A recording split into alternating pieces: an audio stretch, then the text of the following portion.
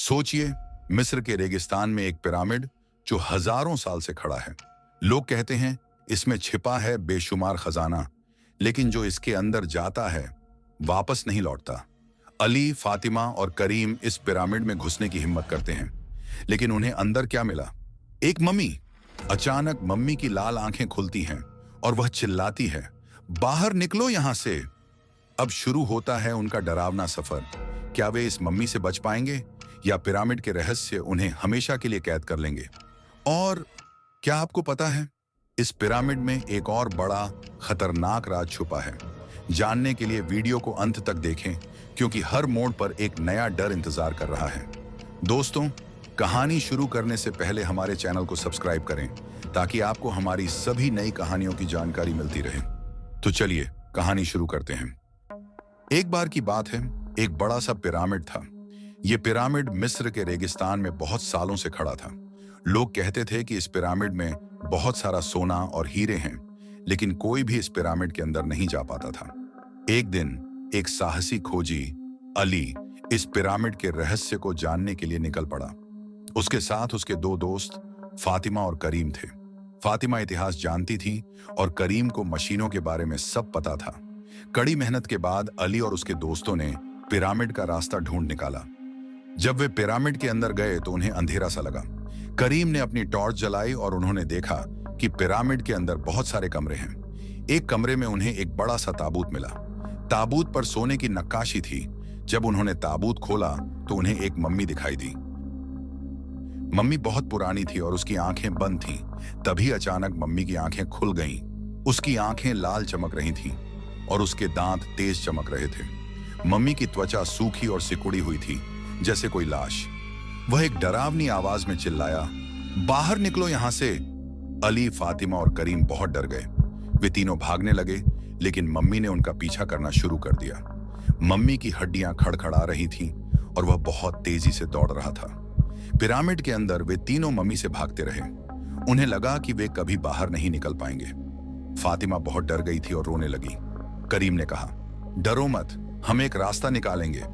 Pyramid के गलियारों में घूमते हुए उन्हें मम्मी की डरावनी हंसी सुनाई दी।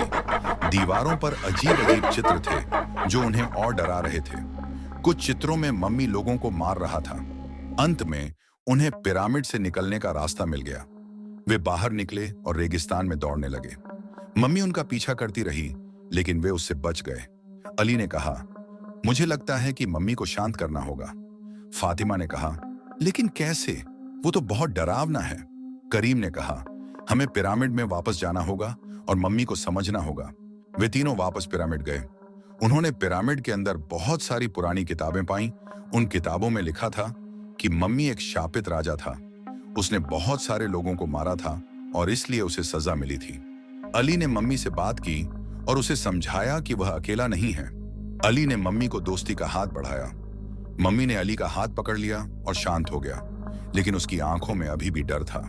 अली, फातिमा और करीम ने मम्मी को शांत करने की कोशिश की, लेकिन मम्मी की आंखें लाल चमक रही थीं।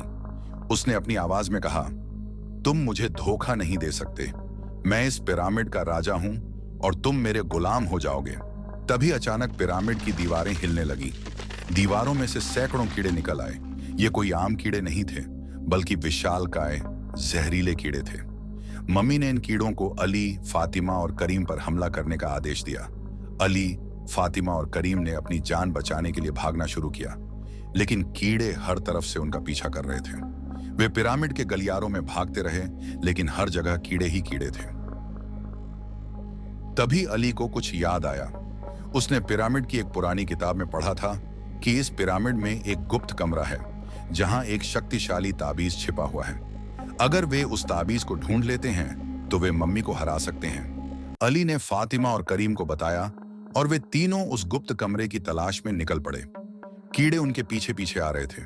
उन्हें कई खतरनाक जगहों से गुजरना पड़ा। अंत में उन्हें गुप्त कमरा मिल गया। कमरे के बीच में एक ताबीज रखा हुआ था। अली ने ताबीज उठाया और मंत्र पढ़ना शुरू किया। ताबीज चमकने लगा और पिरामिड हिलने लगा। मम्मी गुस्से से चिल्लाया और कीड़ों को और तेजी से हमला करने का आदेश दिया, लेकिन ताबीज की शक्ति बहुत अधिक थी। मम्मी और उसके कीड़े ताबीज की रोशनी से जलने लगे। अंत में मम्मी और उसके सभी कीड़े मर गए। पिरामिड शांत हो गया। अली, फातिमा और करीम ने एक दूसरे को गले लगाया। उन्होंने जान बचा ली थी, लेकिन वे पिरामिड से बाहर नहीं निकल पाए।